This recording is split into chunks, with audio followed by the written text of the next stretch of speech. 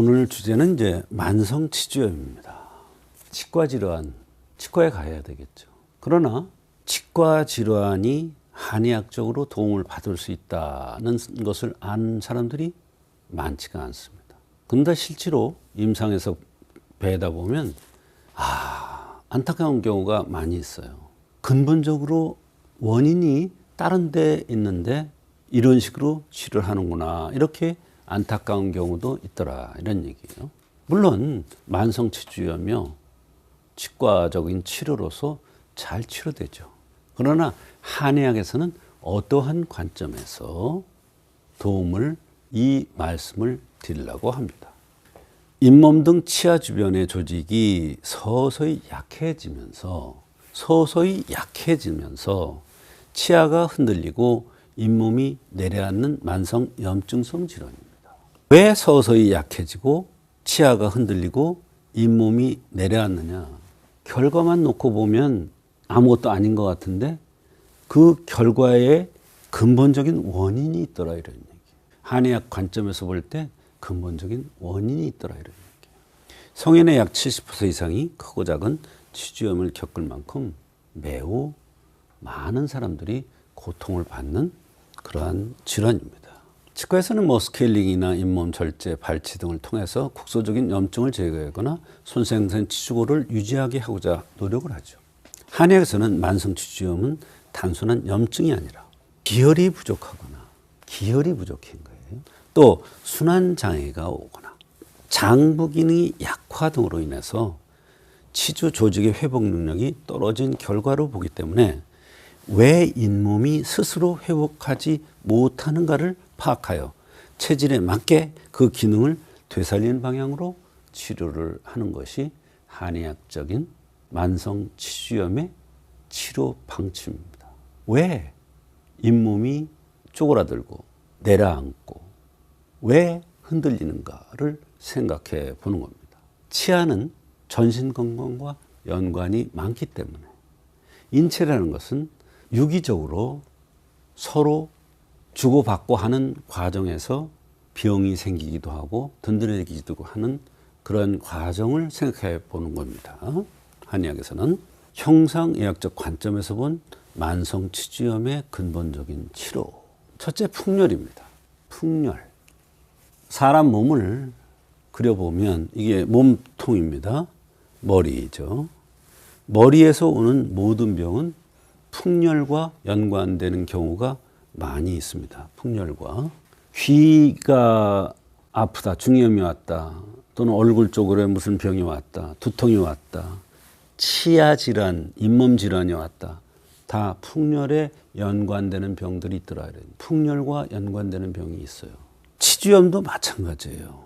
이 풍열을 치료해주면요, 머리의 병들이 다 함께 좋아지면서 잇몸 질환이 좋아지더라, 치주 질환이 좋아지더라. 그때 쓰는 처방이 독활산, 당기 연교음 같은 이런 약들이 되겠습니다. 또 위열이라는 게 있어요. 위열. 열이 자꾸 가해져요. 그러면 냄새도 나지만 이게 치주에 영향을 끼쳐요. 열이 계속적으로 올라오는 거예요. 호열이 올라오는 거죠. 이러면 어떠냐면 특징적인 게 입에서 냄새도 나지만 만성 치주염이 생길 수가 있는 거예요. 이런 사람들은 대개 보면 가슴이 커요. 배꼽레가 커요. 배고프면 참 못 참아요. 손바닥이 뜨끈뜨끈해요. 그래서 손바닥이 습진이 생겨요. 주습진. 위열에 의해서요. 근데 이 위열에 의해서 만성 치주염이 올 수도 있어요. 이게 왜 그러냐면 잇몸, 입 있잖아요. 잇몸은 위하고 대장과 연관되는 거예요. 열이 자꾸 가해지니까 어떻게 돼요? 거기 염증 반응이 나오는 거예요. 그럼 어떻게 해야 돼요? 위열을 쳐주는 거예요. 위열을 쳐줘야 근본적인 치료가 된다는 거예요. 그게 바로 청이산과 사위탕이라는 거예요. 청이산과 사위탕, 이런 약들. 사실 주부습진도 굉장히 어렵잖아요. 이 위열을 쳐주면 주부습진이 치료가 됩니다. 그럴 때 이제 화담청화탕이라는 약을 가감해서 쓰는데요. 또 습열에 의해서 올 수도 있죠. 신허에 의해서 어혈에 의해서 옳습니다. 여기 이제 어혈이라는 게 이게 중요한데요.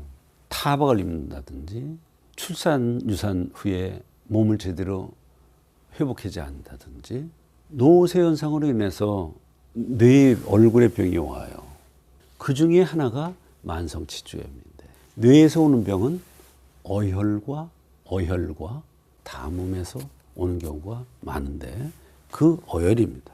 이 어혈에 의한 병은 이상하게 치주염으로 인해서 치아 잇몸이 아픈데 특징이 밤에 더 괴로워요. 밤에. 어혈병은 밤에 더 심한 게 특징입니다. 피부가 건조하죠. 멍이 잘 들죠. 이럴 때는 이제 서각지형탕이나 감로움 같은 것으로서 어혈을 쳐주면 만성치주염이 좋아질 수가 있습니다. 여기서 신허라는 거 있죠? 신허 중에요. 요 팔미환이라는 팔미탕을 쓰기도 하고 환을 쓰기도 하는데요.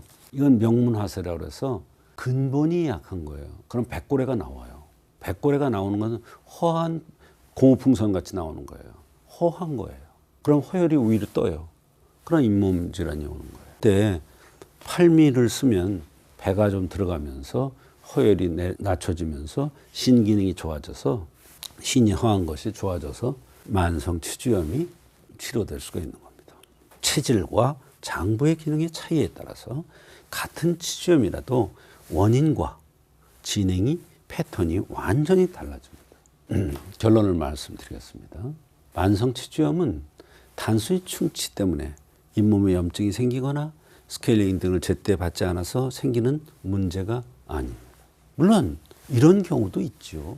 그러나 근본적인 문제가 있더라 이런 얘기예요. 겉으로는 치아 주변 조직의 문제인 것처럼 보이지만 실제로는 뇌혈, 어혈, 근본 바탕이 약해서 콩팥의 힘이 부족한 것 등에 의해서 치주 조직에 충분한 영양과 회복력을 공급하지 못하기 때문에 미세순환이 망가지면서 나타나는 전신적인 질환으로 한의학에서는 봅니다.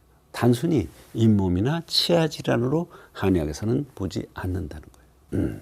만성치주염의 한의학적 접근은 체질적인 흠을 보완, 체질적인 흠을 보완해주면 전신 건강이 좋아지면서 잇몸 질환이 좋아진다는 거예요. 전신의 기혈순환을 정상화시켜서 치주 조직의 재생 능력과 치주골의 미세 영양 공급을 회복시키고 본래 치아에 대한 지지력을 되살리는 과정이 되겠습니다. 한의학적 치료 과정 통해서 치아 흔들림, 잇몸 출현, 붓기, 구취 등 증상도 개선되지만 장기적으로 치아 보존율을 높이고 노화 속도에 대한 것을 크게 늦출 수 있고 전신이 건강해질 수도 있는 것입니다. 대개 명문화에 의해서 콩팥 기능이 약해서 오는 사람들은 대개 위장장애를 동반됩니다. 잇몸 질환이 있는 사람들 대개 위장질환이 동반되는 게 특징입니다. 오늘은 만성치주염에 대해서 말씀드렸습니다.